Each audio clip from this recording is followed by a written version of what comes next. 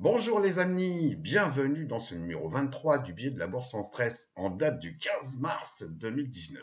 Alors cette semaine, ça a été une très très bonne semaine en tous les cas, les indices ont continué à faire des belles progressions. Bon, et puis également sous certains secteurs. Avertissement comme à chaque fois, le billet de la bourse sans stress n'est ni un courtier ni un conseiller financier. Nous sommes là simplement donc à titre pédagogique et d'information. Bon. Sommaire, où est-ce que nous en sommes le 15 mars 2019? Bon, on va voir ça. Les marchés US, qu'est-ce qu'ils nous disent? Que nous dit la roue sectorielle? On va voir comme quoi il y a des secteurs qu'on avait évoqués qui ont bien continué à superformer. Retour sur les secteurs ou sous-secteurs vus le 8 mars. Nouveaux secteurs ou sous-secteurs à suivre? Est-ce qu'il y en a? Oh, peut-être, peut-être. Et également, j'ai avancé donc ce numéro 23 d'une semaine parce que le week-end prochain, je ne serai pas du tout disponible. Donc, et ben voilà, donc sur 2 semaines, vous avez donc 2 billets.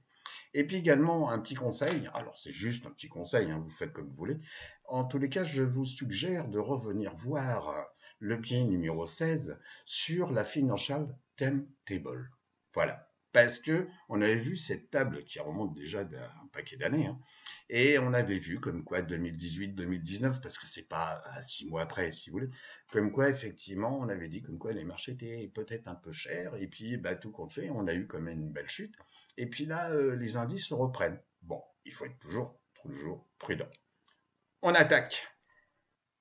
Alors, où est-ce que nous en sommes le 15 mars 2019? Alors, comme à l'accoutumée, on va voir la volatilité à travers le VIX, comparer le court et moyen terme, donc à travers deux ETF adossés sur le VIX, ok, et puis également comparer le SP 500 par rapport aux utilities. Alors, on attaque les graphes et on regarde donc, bien sûr je continue, voilà, le VIX.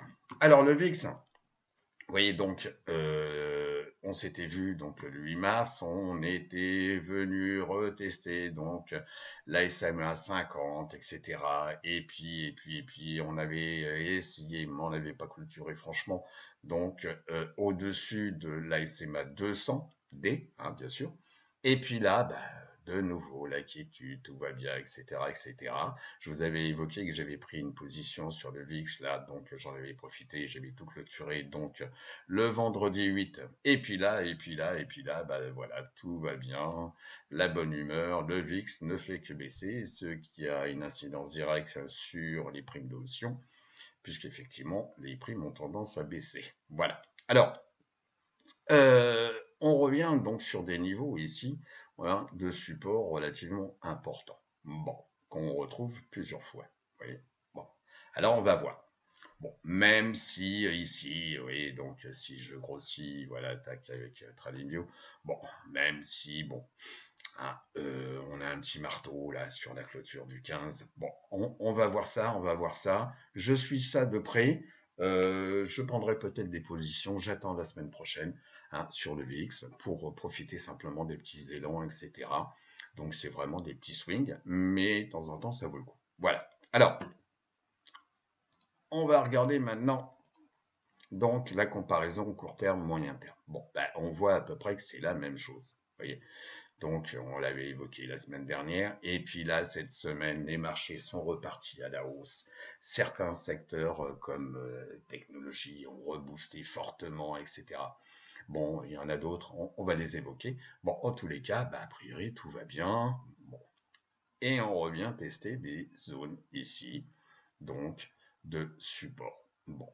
Et des supports qu'on retrouve également, vous voyez là j'ai raccourci, enfin j'ai augmenté le temps, ok, avec la petite roulette de la souris, et là on revient, vous voyez, sur des niveaux, donc ici de support. Alors bon, il faut toujours se méfier de l'eau qui dort, mais en tous les cas, pour l'instant, bon, on pourrait dire comme quoi tout va bien. Alors on peut avoir effectivement des redressements, bon, peut-être, moi je vais suivre ça de près, donc la semaine qui va démarrer, donc à partir donc du 18 mars. On va comparer maintenant donc le SP500 par rapport au secteur, qui est typiquement un secteur refuge en cas de doute, de peur, tout ça on l'a évoqué, donc je reviens pas dessus.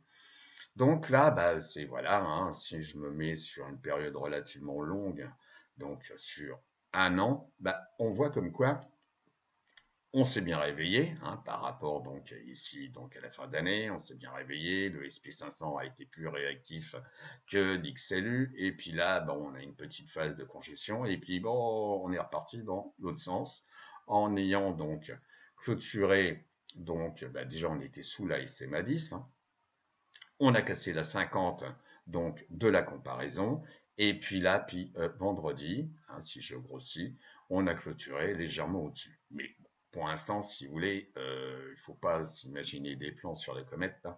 Donc on va attendre la semaine prochaine pour voir ce qui se passe. En tous les cas, quoi qu'il en soit, même si la bougie n'est pas très belle, mais en tous les cas, on a clôturé au-dessus de la SMA 10 jours de la comparaison. Bon. Et puis on est revenu ici tester des niveaux plus bas qu'ici. Bon. Et on est revenu ici, il y avait un petit gap, on ne va pas rentrer dans le détail. Et puis ici, on a des zones de support. Voilà, les zones de support qu'on a déjà rencontrées. Et on a eu une petite réaction dessus. Donc on va attendre la semaine prochaine, voir ce qui se passe. Hein, surtout qu'on a bien fini le vendredi, donc 15 mars. Bon, on revient sur la présentation. Les marchés US. Alors, on va voir le SP500, donc à travers l'ETF SPY, le Dow Jones à travers l'ETF DIA, le QQ, le Nasdaq 100, le Russell 2000, que je suis toujours, IWM. On va comparer ces 4 indices, donc sur des échelles de temps, on va dire déjà pour commencer sur 6 mois. Alors, bien entendu, vous êtes habitués, vous allez toujours entendre la petite feuille qui tourne. On revient sur les graphiques. Donc, sur les graphiques, on va commencer par le SP500. Voilà, j'enlève toute la pub. Voilà, tac. Voilà. Alors, je vous rappelle qu'on l'avait évoqué, on ne revient pas dessus. Donc, on avait un long canal haussier. Voilà, donc avec donc ici une zone de résistance, une zone de support définie par les lignes de tendance. Voilà, on avait tout cassé, on a tout remonté, voilà, on revient sur des niveaux ici de novembre, et puis on les a même peut-être légèrement dépassés, vous voyez, donc si je grossis, hein, voilà, tac. Bon, vous voyez comme quoi on a clôturé quand même au-dessus de ces niveaux-là, donc en tous les cas sur novembre et sur le début décembre. Bon, alors,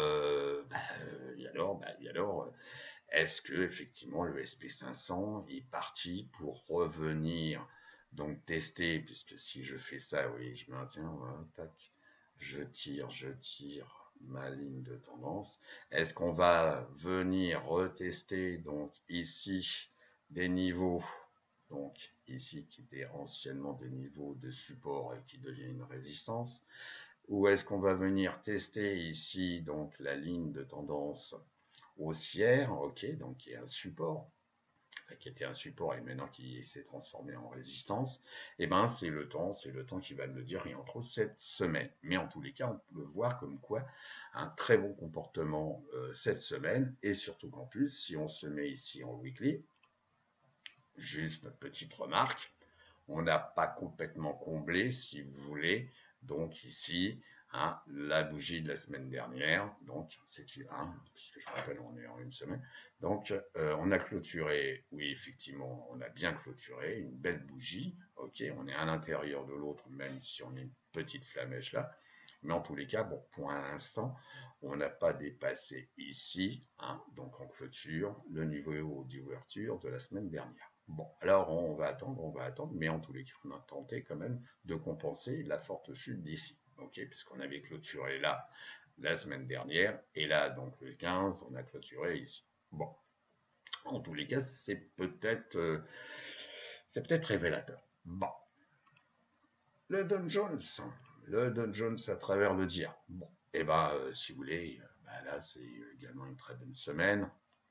Alors, chose intéressante, c'est que là, le Dow Jones, malgré ce qui s'est passé si vous voulez, sur Boeing, bon, etc. Bon, beaucoup de bruit, les avions, les ci, les ça, etc. Boeing qui avait bien fait monter, si vous voulez, l'indice industriel, enfin le secteur industriel. Bon, et puis après, vous avez la mauvaise news, voilà, donc on achète la rumeur, c'est bien connu, et on vend la news. La news n'était pas très bonne, parce que c'est, bon, il y avait peut-être un problème d'avion. Alors bon, BA a fortement chuté. Bon, mais en tous les cas, on voit, hein. Et bon, en tous les cas, le Dow Jones s'est quand même bien repris, et on a clôturé au-dessus de la SMA 10 jours. Bon, et chose intéressante, on a quand même bien, de nouveau, on est bien à l'intérieur de ce canal haussier long terme, ok, où ici on a la zone de résistance et ici la zone de support. Et on est bien dedans, ok. Et puis, intéressant, la SMA 50, hein. Après, donc, elle est devenue flat ici, et elle repart bien à la hausse, et peut-être dans les jours qui suivent, on va croiser à la hausse, donc la SMA, donc 200 jours, qui est pratiquement, allez, on va pas chercher hein, pratiquement plate. Ok, bon, ça c'est intéressant. Et en phase donc du cours du Dow Jones, on est en phase ici d'accumulation. Ok, la SMA 200 étant ici, et ici la SMA 50D, et ici le cours. Bon, et on a clôturé quand même sur un plus haut par rapport au niveau déjà, donc par rapport à la semaine qui vient de se passer. Le QQ, le Nasdaq 100, le Nasdaq 100. Alors, bah là, oui, qu'est-ce que vous voulez que je vous dise? On revient tester ici des niveaux, ok, hein, puisqu'on a des niveaux qui étaient des zones de support, et puis bah, ça se transforme maintenant en zone de résistance, ok. La SMA 10, bah, qui est en dessous du cours. La SMA 200, bah, qui commence à reprendre un petit peu de la vigueur, hein. Elle était un peu plate là, puis elle repart un petit peu là hausse, et puis la belle réaction de la SMA 50D. Voilà, bon. Et ben, en tous les cas, les technologiques, hein, représentées par l'indice donc Nasdaq 100, bah, nous montrent quand même de la vigueur. Et après, effectivement, on peut revenir tester ici des zones donc de résistance. On a ici ce canal haussier long terme qui est bon maintenant une zone de résistance qui peut faire coucou donc au cours. Voilà, c'est à suivre, c'est à suivre. Mais par rapport à la zone de panique dans laquelle nous étions tous là, donc en cette fin d'année, je trouve comme qu'il y a eu quand même une sacrée remontée. Alors ceux qui ont profité de là à là et qui ont eu, bah, je sais pas, bon, on peut appeler ça le culot ou ils avaient pris des positions, bah en tous les cas, bah ils sont quand même bien gagnants. Voilà. On va voir maintenant le IWM. IWM, voilà, le Russell 2000. Bon, le Russell 2000, effectivement, c'est celui qui s'endort un peu pour l'instant. C'est-à-dire, il n'a pas été aussi réactif, il est bien monté ici, mais bon, pour l'instant, il est un tout petit peu, un peu divergent, si vous voulez, par rapport aux trois autres indices. Bon, déjà parce que premièrement, on est ici en recovery, puisqu'on a la SMA 200D qui est ici, et le cours se situe entre la 200D et la 50. Alors même si la 50 était plate ici, puis elle est repartie à la hausse, bon. Donc voilà, et puis là on était revenu, on l'avait évoqué la semaine dernière, donc retester des niveaux hein, qu'on avait déjà rencontrés. Bon. Donc à suivre, IWM pour moi c'est quand même un indice important hein, qui représente quand même l'économie américaine. Bon, vous en faites ce que vous voulez, moi c'est ce que je suis. Voilà. Et puis on va comparer donc ici, vous voyez, clic droit, tac, 6 mois. On se met donc sur 6 mois, donc sur les 4 indices. Alors, 0, c'est simple, hein. C'est le Dow Jones, donc 0, c'est-à-dire sur 6 mois, il a fait 0. Bon, alors il a bougé, hein, mais en tous les cas, sur 6 mois, il a fait 0.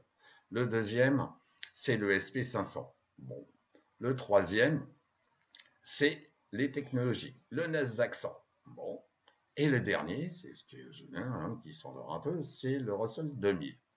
C'est les small et medium companies. Bon, donc ça veut dire moyenne et petite capitalisation, c'est ça que ça veut dire. Donc là, pour l'instant, à part le Dow Jones qui est à 0, les autres sont encore négatifs sur 6 mois. Bon. Est-ce qu'on va regarder sur 3 mois? Oui, je vais regarder sur 3 mois.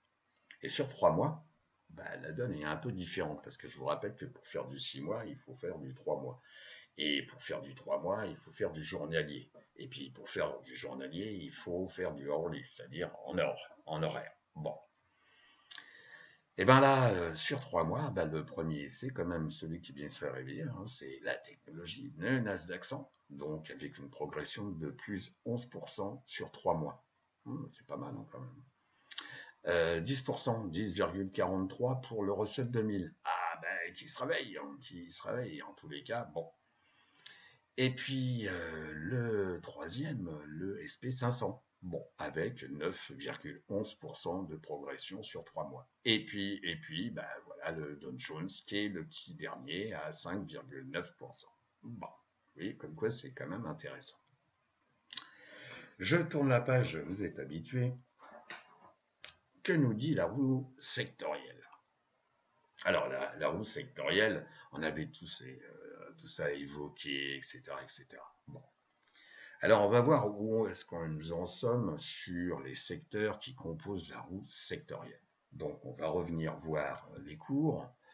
Alors, voilà, ils sont là. Et on va voir donc, ici, je me mets en 6 mois. Voilà. Alors, en 6 mois, c'est simple. Le premier, les utilities, qui, lui, il continue d'une façon régulière à monter, et puis parfois il monte moins vite ou il baisse moins vite que les autres, mais enfin, en tous les cas, la tendance de fond et tout ça, on l'a déjà évoqué, je ne vais pas revenir là-dessus, elle est quand même haussière. Le deuxième, les couches culottes, XLP. Bon, c'est également le deuxième secteur où on vient se réfugier parce qu'il y a du récurrent quand il y a une phase de doute, d'incertitude, voilà, bon, etc.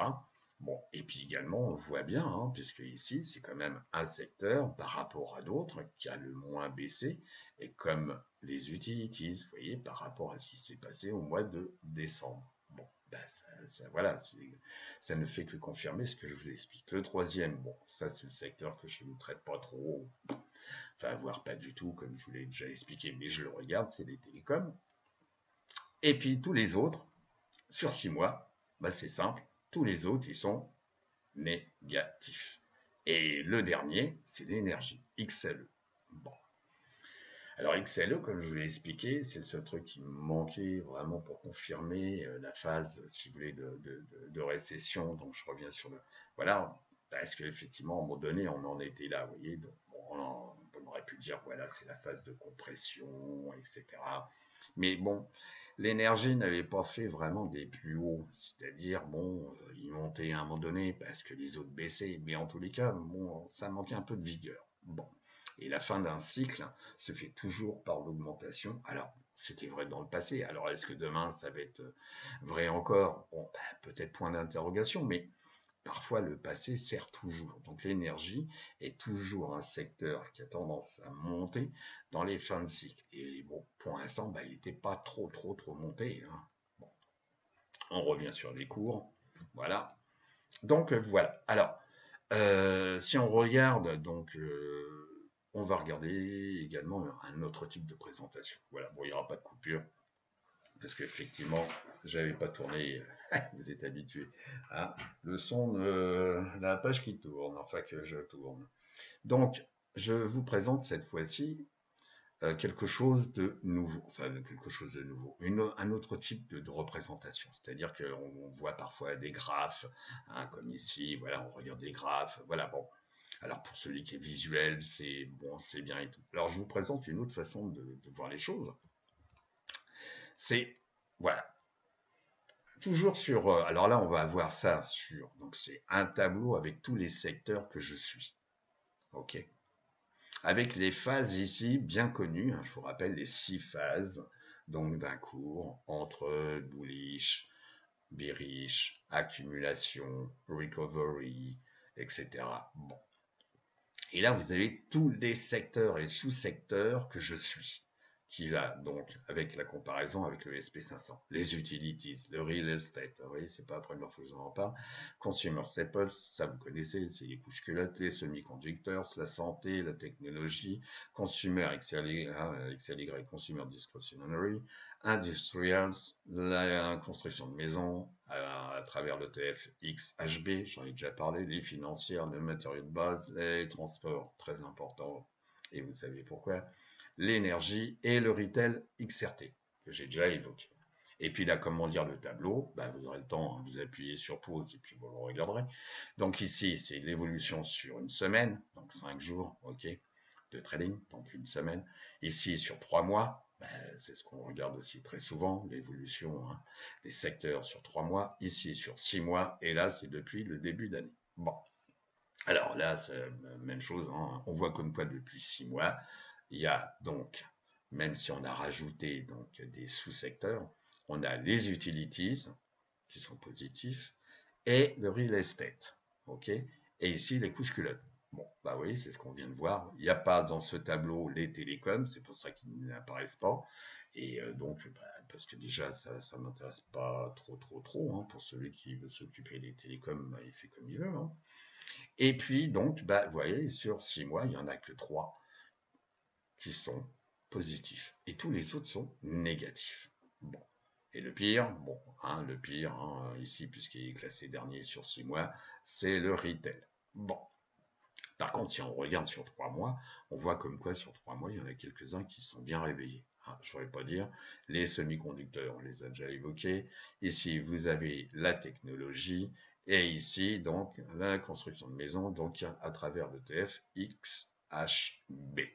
Voilà. Donc, c'est un tableau, c'est pas des graphes, c'est des tableaux avec des valeurs. Alors, pour certains, ils seront peut-être plus sensibles à ça. Voilà. Donc, en tous les cas, c'est une alternative. Je vous présente ça comme ça change un peu le fait de visualiser des cours. Et en plus, ici, avec un panel assez élargi de secteurs et sous-secteurs. Et puis là, c'est l'évolution sur une semaine, hein, qui a clôturé, donc, le 15, voilà, le 15 mars. Bon. Vous voyez, avec de nouveau une belle progression pour les semi-conducteurs et en deuxième, la technologie. Oui. Donc ça, c'est intéressant aussi de voir. Et ça, c'est depuis le début d'année. Bon. Et depuis le début d'année, vous voyez, on retrouve les semi-conducteurs, ok, on retrouve la technologie, on retrouve ici la construction de maisons, ok, on retrouve ici donc le real estate, on l'a déjà évoqué, et puis ici XLE, l'énergie, qui s'est quand même un petit peu réveillée aussi. Donc c'est une autre forme hein, de représentation. Et puis bien entendu, c'est pas parce que je vous montre ça que voilà, il faut plonger dedans. Moi, c'est mon outil de travail, je vous le montre, hein, je le partage. Et tout ça pour vous dire que la bourse sans stress n'est pas un conseiller financier. La liste de positions est à titre d'exemple et d'information. Donc toute prise de position est sous votre entière responsabilité. On avait également donc lors du billet numéro 22, voilà, donc les secteurs ou sous-secteurs à suivre. Alors, on avait vu les utilities, la construction de maisons, les matériaux de base, les semi-conducteurs et XLK. Bon, alors, on va les revoir. Donc, on va repasser en mode donc graphique. Voilà, je continue, bien sûr. Voilà. Alors, XLU, les utilities. Eh ben, je vais pas... Si, allez. J'allais dire, j'allais pas vous remontrer toujours la même chose. Mais si, allez. Ah, la répétition est la mère du succès. Voilà. Donc, la tendance de fond, elle est quand même bien. Voilà, elle est bien visible. Ok, ici avec, bon, j'en ai placé deux, hein, deux zones donc de support. Ok, bon, ça dépend ce qu'on mesure. Bon, en tous les cas, on voit bien que la tendance de fond est quand même haussière et que là, cette semaine, on a bien clôturé. Hein, je vous montre voilà. On a bien clôturé quand même plus haut que la semaine dernière et on a dépassé ici des niveaux donc de résistance. Oui. Bon, donc c'est quand même relativement positif. Et puis là, vendredi, bon, on est venu de nouveau s'appuyer sur la SMA 10 jours qui sert bien de fil conducteur. Hein. Ouais, c'est quand même bien le fil conducteur. Alors après, vous faites comme vous voulez, ok. On a dépassé ici des niveaux du mois de décembre, ok, bon, etc., etc. Alors après, c'est vous qui voyez, hein, ça me rappelle d'un sketch, c'est vous qui voyez. En tous les cas, moi je suis, voilà. Donc c'est pas là où on se fait le plus d'argent, mais c'est là aussi parfois où on réduit son risque aussi. Et c'est quand même quelque chose d'assez lisible. Voilà. Donc, à suivre. Et construction de maison XHB, voilà, tac. Alors, c'est le truc qui a bien monté, voilà. Bon, là, on est peut-être en phase, on va dire, de swing low, donc peut-être, hein, puisqu'effectivement, on était monté, on a tenté ici de faire un plus haut, bah non, on a clôturé plus bas, et puis bah voilà, on a cassé la SMA 10, et puis bon, voilà, ça on l'avait vu, il me semble, la semaine dernière, enfin bon, et puis importe. Et puis on est revenu ici, c'est normal, retester la SMA 10, on a essayé de clôturer ici au-dessus, et puis là, bah non, on revient légèrement en dessous, et puis là, bah, vendredi, on a clôturé sous la SMA 10 jours. Bon, la SMA 200D commence un petit peu à s'aplatir. Bon, elle n'est pas complètement plate, mais elle commence à bien s'aplatir. On voit bien que la pente ici n'est pas la même. Et puis la SMA 50 qui est quand même toujours vigoureuse. Bon, donc là, on est en phase, je vous rappelle, d'accumulation. On avait ici un petit rectangle, donc ici une zone de congestion qu'on a cassée. On est revenu, on a essayé de tenter de revenir ici, et puis on a de nouveau recassé. On n'a pas dépassé ce niveau ici. On l'a pas dépassé, on l'a pas cassé, ok. On est toujours au-dessus. Bon, alors il faut peut-être à un moment donné profiter parce que pour l'instant c'est un secteur bon, qui monte. Il faut voir aussi les limitations, on va dire, sur le weekly. Voilà. Bon. Sur le weekly qui nous donne une autre vision des choses. Hein. Je vous rappelle comme quoi il est toujours intéressant de regarder toutes les échelles de temps. Donc là, on voit bien en weekly la belle progression. On avait cassé donc ici la 200 semaines, la 50 semaines, ce qui est quand même assez énorme. Et puis à un moment donné, forcément, il y a une phase de retracement où on revient valider de nouveau ce qu'on a cassé. Et entre autres là, c'est la 50 semaines. Alors, on peut attendre les jours qui viennent, mais en tous les cas, bon, il y a des niveaux, hein, il y a des niveaux ici qui ont, voilà, vous voyez, c'est quand même amusant, on a des niveaux ici de résistance, anciennement support, et on vient les tester, ok, on revient s'appuyer sur les 50 semaines, bon, et ben après, on va voir, peut-être on va repartir à la hausse, retester ici des niveaux de résistance, il y en a une autre là-bas, bon, parce que la tendance de fond, bon, elle est quand même pas si mauvaise que ça, vous voyez. Et puis, hein, donc ici, il faut suivre parce que avec le retracement qu'il y a eu en fin d'année, c'est normal que la 200 semaines s'aplatisse un peu. Voilà. Mais c'est quand même un secteur à suivre. Et je vous rappelle que c'est en rapport direct avec l'économie américaine et surtout, en tous les cas, le taux de chômage et l'augmentation des salaires. Bon, voilà. Donc c'est quand même intéressant, je dirais que c'est un sous-secteur à suivre. On avait évoqué les matériaux de base. Les matériaux de base. Bon, alors les matériaux de base, effectivement, parce que si on prenait ici un niveau de départ, imaginons que il y en ait certains qui aient pris des positions, voilà, parce que quand tout est au pire, de temps en temps, c'est des belles opportunités pour rentrer dedans. Donc là, on avait cassé, vous voyez, on est en délit, hein, on avait cassé tout ça, on l'avait évoqué, cassé la 50D, pof, le fil conducteur, la SMA 10 jours, on revient, c'est normal, tester une fois ici, la 200 jours, rejet les prix, on recasse la 10 jours, pof, on revient retracer, on revient tester ici des niveaux, rebond, accélération, recasse, donc la 10 jours, on revient tester la 200 jours, et puis vendredi, bah, je vais grossir comme ça, voilà. On vient donc clôturer plus bas que la veille, mais on vient clôturer au-dessus de la SMA 10 jours, hein, alors que la mèche, elle, est venue tester la 10 jours. Alors, bah, la semaine prochaine, hein, voilà, les cours, si vous voulez, ils sont toujours plus forts que moi. Bon, le fait d'avoir raison ou tort, c'est pas ça qui est le plus important. C'est simplement d'observer et de mettre toutes les probabilités de son côté. Bon, en tous les cas, à voir. On avait évoqué les semi-conducteurs. Bon, et ben les semi-conducteurs, et ben c'est quand même, je vais dire, hein, un secteur, un sous-secteur, excusez-moi, donc à suivre.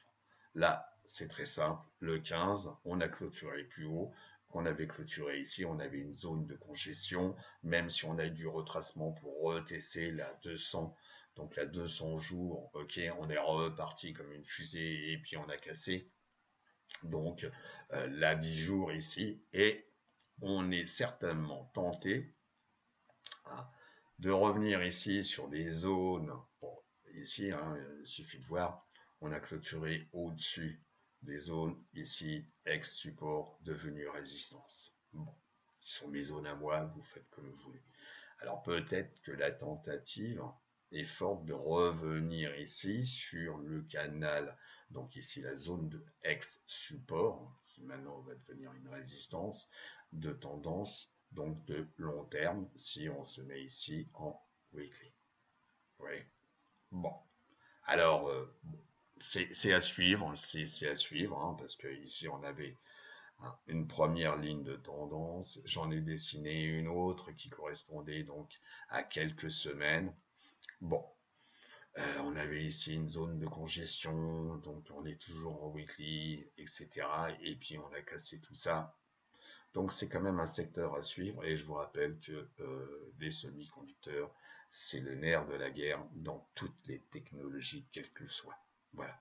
Hein, et qui touche les industriels comme les voitures, les avions, les scies, l'intelligence artificielle, bon ça c'est la technologie, donc l'internet des objets, la voiture sans pilote, enfin etc. etc. Donc à suivre. Euh, bon, voilà, moi je suis ça de très très très près, voilà. Et on a clôturé, on a bien clôturé au-dessus de la 10 jours. Et puis à noter une petite augmentation des volumes. Hein, il y a pratiquement un rapport 2. Vous avez ici le volume du jour et ici le volume moyen. Hein, le volume moyen, ça correspond, si vous voulez, aux vaguelettes que vous avez ici en bleu. Et donc vendredi, on a quand même le double, pratiquement, allez, pas tout, un petit peu moins, allez, un petit peu moins du double des volumes qui ont été traités. Bon, donc ça veut dire qu'il y en a peut-être quelques-uns qui se sont bien positionnés. Bon, on avait également l'échéance, hein, enfin l'expiration de bon nombre de produits, hein, de contrats, et entre autres de contrats d'options. Alors bon, ceci peut-être justifie ça. Mais en tous les cas, c'est un secteur qu'il faut suivre. On a ensuite la technologie, le secteur de la technologie. Bon, et bien là, si vous voulez, si on avait pris des positions sur la technologie, ok, soit en achetant l'ETF, hein, pour ceux qui sont en dehors de la zone Europe, ou simplement en ayant acheté des calls, bon, avec une certaine maturité quand même, bon, en tous les cas, bon, on a un petit peu de gain. Oui. Et puis vendredi, le 15, on a bien clôturé au-dessus de la 10, la 200 elle est ici, la 50 est là, on est en phase d'accumulation, la 10 jours a bien croisé à la hausse, la 200D, hein, parce qu'on est en délit. Donc je dirais comme quoi c'est assez positif. tout en faisant attention à une chose, hein, pour savoir si maintenant je dois prendre des positions, des positions, des positions. N'oubliez pas quand même de regarder le temps passé. On a ici une zone, voilà, je vous montre, on a ici une zone qui va venir, une zone de résistance. Et on a ici une zone de résistance également, ex-support, de la ligne de tendance haussière. Donc, il faut faire son calcul en termes de risque. Est-ce que ça vaut le coup maintenant de prendre des positions parce qu'on pense que les arbres vont monter au ciel?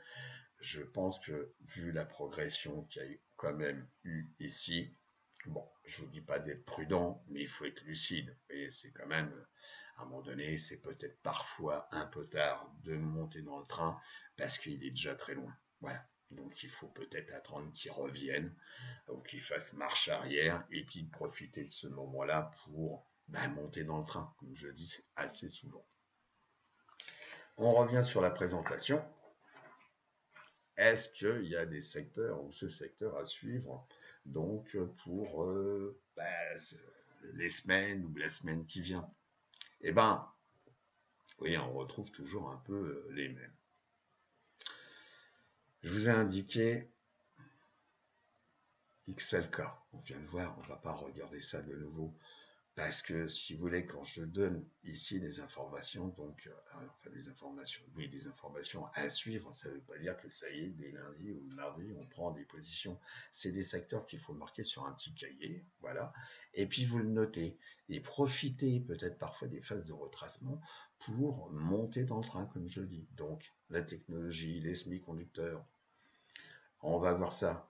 XLR, donc le retail, pourquoi pas, et les utilities, voilà. J'en avais mis un autre aussi, on va le voir. Il apparaît pas. Il apparaît pas, c'est pas grave. Donc les utilities, c'est même chose. Hein, on l'a évoqué. Alors on va voir simplement de nouveau le real estate et XLR. Alors je crois que c'est le retail. Voilà, c'est ça. Alors, on regarde donc IYR, le real estate. Parce que vous voyez, je vous ai montré les tableaux, voilà, etc., des graphes, des tableaux, et on voit comme quoi c'est un secteur qui a quand même bien performé et qui est positif sur des laps de temps différents. Différents, plutôt. Bon, alors, si vous voulez, là, on regarde en weekly. On est sur du très long terme. Oui. Donc là, on remonte jusqu'à 2012. Bon, ce qui m'intéresse moi, c'est de 2015 jusqu'à aujourd'hui. On était dans une phase, bon, hein, imaginez, on descend, hein, on dessine un gros rectangle. Voilà. Bon, on avait ici des niveaux de résistance. Bon. Là, on est en weekly, je vous rappelle. Et là, on a tendance à le casser. Bon. Je sais pas, il y a certainement des possibilités de trading. Alors, faire ça dès lundi, peut-être pas, parce que si on regarde ici en journalier, voilà. Bon, toute la phase, je crois qu'on l'avait, oui, on l'a déjà évoqué. Donc là, le fil conducteur, tac, ici une zone de congestion, je voulais dessiner, hop, on recasse la zone de congestion, là, on continue de monter, et vendredi, on a clôturé, donc légèrement en dessous de la veille. Bon. Est-ce que le cours va revenir tester la SMA 10? Je dirais que peut-être en termes de probabilité, oui. Et est-ce que c'est à ce moment-là qu'il faut venir sur la valeur? Moi, je dirais oui. Vous faites comme vous voulez, ce n'est pas de la recommandation. Mais moi, oui. Donc là, la SMA 10, elle est là. La 50, elle est là. Et la 200. Ça veut dire quoi? Ça veut dire que grosso modo, aujourd'hui, c'est pas grosso modo, c'est certain, depuis que la SMA 50 a croisé à la hausse la 200D, on est en phase bullish. Le cours, la 10 jours, la 50 jours, la 200 jours. Phase bullish. Le retail. Ah non, mais non, je me suis trompé. Bah oui, voilà, je savais bien que, bon, bah oui, je couperai rien. En réalité, c'est pas XLR, c'était XLV. J'ai fait une erreur de frappe. C'est pour ça qu'il y avait un truc qui allait pas. Bon, bah oui. M'en voulez pas, bah vous savez, l'être humain, il est. Mais bon, j'ai quand même vu qu'il y avait un petit lézard. Donc c'est pas XLR, c'est XLV, bien entendu, parce que XLR, ça me disait, bon, voilà. Eh ben, ce sera pas coupé, c'est pas grave. Donc non, c'est XLF. Eh ben, ça sera pas coupé deux fois. C'est ça que je voulais vous montrer. Voilà, XLF. Voilà. Alors XLF, on va se mettre, donc, je me répète, c'est pas XLR, c'est XLF, les financières. Voilà, excusez-moi.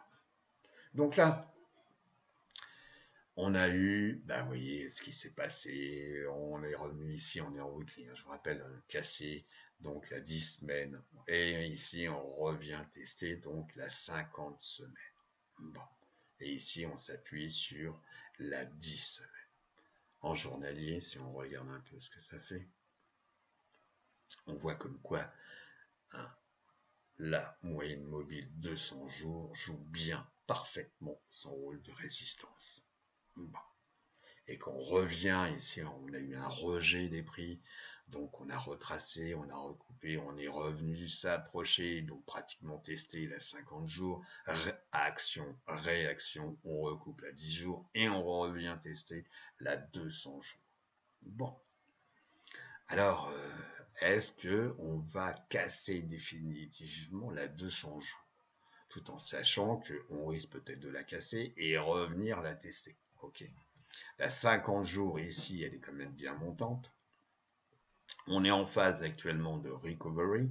Le cours est bien à l'intérieur, entre ici la 200 jours et ici la 50 jours. Bon. Et bien en tous les cas, c'est un secteur à suivre. Voilà. Vous en faites ce que vous voulez, mais moi je le regarde. Donc, désolé pour la petite coquille ici. XLF. XLU. Et ben toujours, c'est ce que je vous ai dit, on va pas revenir dessus. XLU, voilà.